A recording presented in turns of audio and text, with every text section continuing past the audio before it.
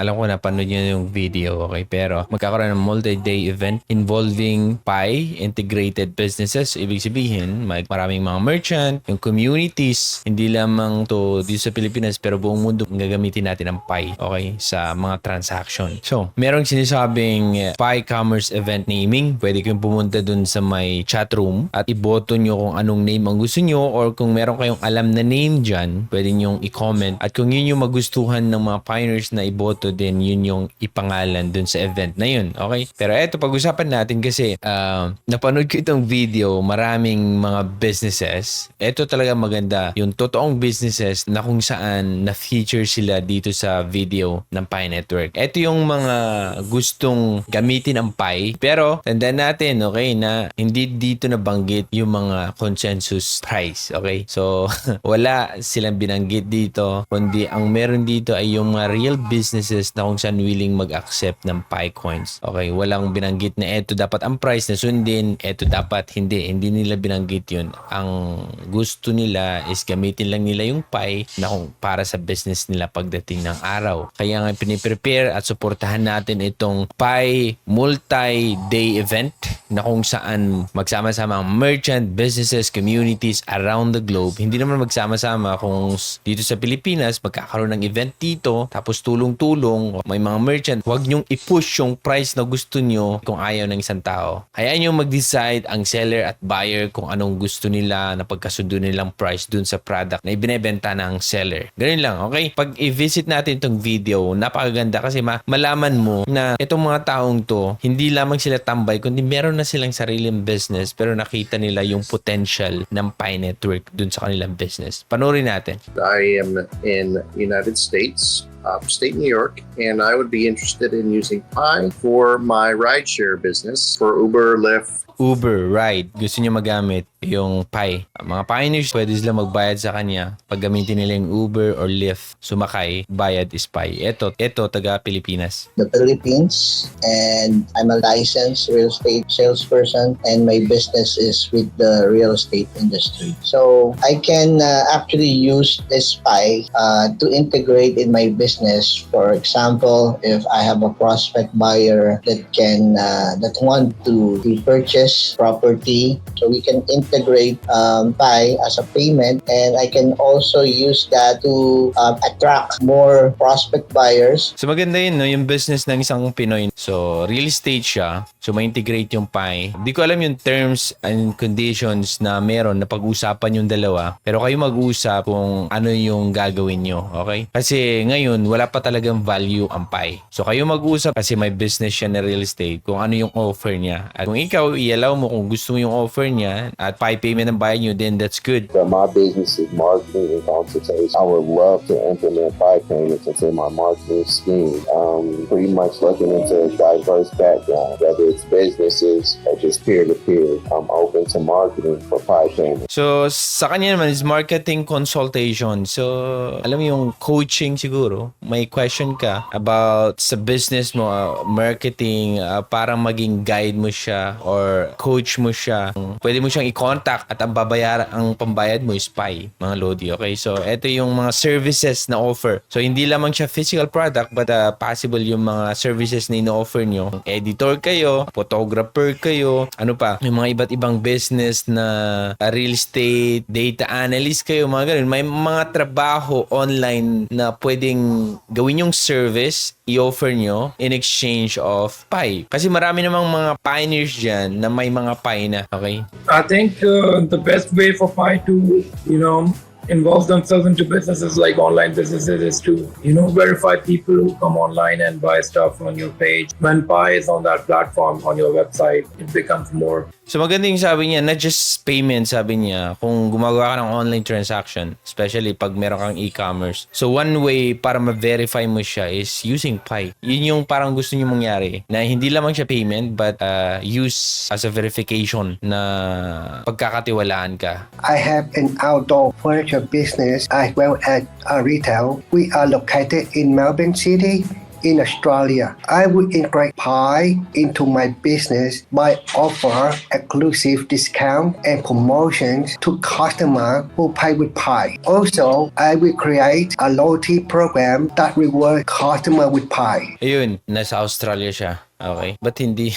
Nasa Australia siya, okay? Ngayon, nasa Australia siya. Sabi niya, meron siyang outdoor business at the same time retail. Ngayon, itong loyalty program, parang discount yan sa mga customer nila, sa mga member dun sa outdoor na yun, na kung saan pag bibili sila, meron silang discount na ganito, kasi nga naka-member sila ng ganito, siguro mga golf club. Gagawa sila ng loyalty program para sa pang-discount, okay? Sa mga member dun sa, para sa mga members niya na nasa outdoor business niya. I own and operate a fast food joint in Nairobi where we serve burgers, tacos, pizza, and French fries. I have 2 employees and I have been in business for the last 3 years. We open every day of the week. In addition to payments, I could process my employees' salaries through the Pi network. Also, I can reward customer loyalty through the Pi network. Thank you. Ayun, same thing yung sa isa. Kasi may business daw siya na tacos, mga ganun. Tapos ang gusto niya sana, hindi lamang sa payment, kundi pwede din na pambayad sa mga salary ng kanyang employees gamit ang Pi. Imbes na dollar or imbes na dun sa currency nila, siguro sa Africa, they can use Pi para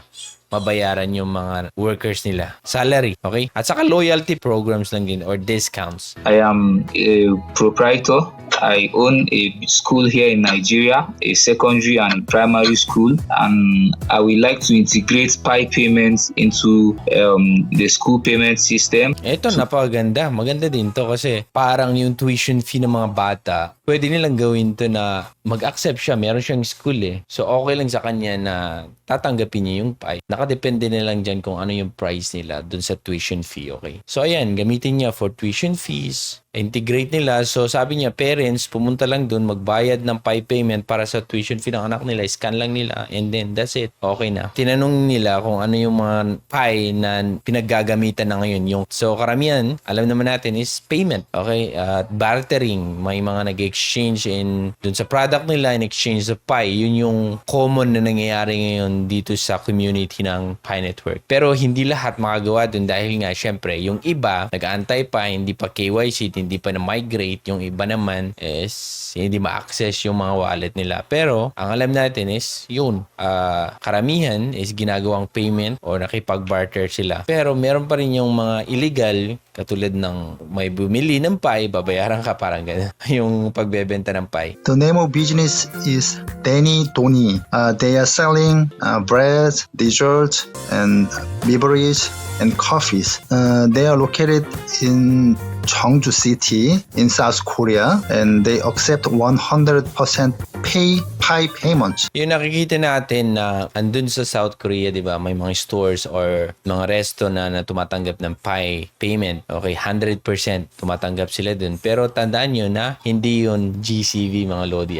Meron silang certain price na kung saan babayaran mo dun sa mga product nila. Okay, at kung gusto mo, din makipag-trade ka. Kung ayaw mo, din respect, okay, yung price na in-offer nila. I have a business of gold and silver jewelry, and I am very interested in Pi, and I accepted Pi in the form of payment in my shop. Itong mga taong mga Lodis, consider na natin na mas mataas na yung position nila dito dun sa kanilang community. Bakit? May business sila na gold, silver, may stall sila siguro, okay, dun sa mall. Ino-offer nila, nakita nila yung potential ng Pi Network in the future. Willing sila tumanggap ng Pi in exchange dun sa gold and silver or yung mga binebenta nila in exchange of Pi. Same thing dito. Makita nyo, parang hardware. Hello, Pioneer. I'm from Tanzania. This is my business. I used to sell those roofing. You're welcome. And also, I accept Pi as means of payment. You're most welcome. kung ikaw ang may hardware or nagbibenta ka ng roofing dito sa barangay nyo or kahit dyan sa lugar nyo, meron kang pera. Ibig sabihin, yung mga taong, mga pioneers na sumusuporta sa Pi Network ay hindi sila parang mga tambay lang. Kasi nakikita ko yung mga sinasabi kasi ng iba, di ba, na uy, magtrabaho kayo, mga ganun-ganun sila.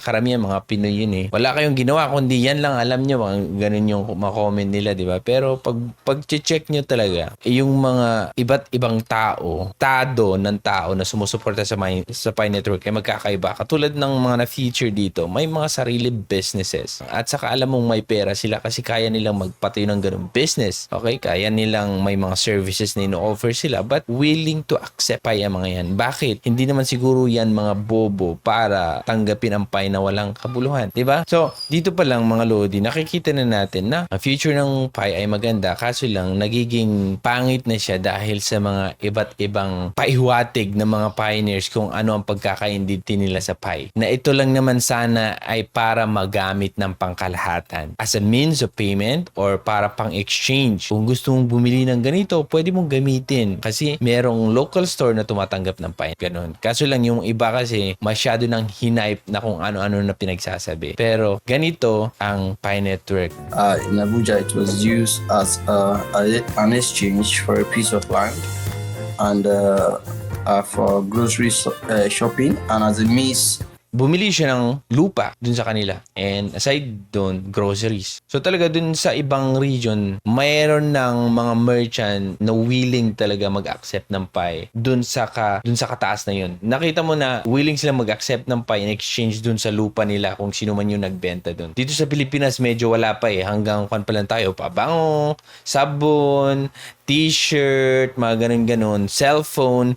Pero dun sa kanila, iba na. May kalabaw, sakyan, bahay, lupa. Willing sila dun sa kanila, okay? Iba't ibang bansa, merong mga iba't ibang merchant or pioneers na kung saan willing sila makipagsugal sa lupa nila in exchange of Pi. Ang karamihan, tinutukoy nila is yun, accept sa QR code, payment, integrate dun sa business nila. Okay, yung isa naman sabi niya, para sa mga senior, meron siya ng card para sa mga seniors connected dun sa kanilang wallet. Maganda din suggestion yun, okay?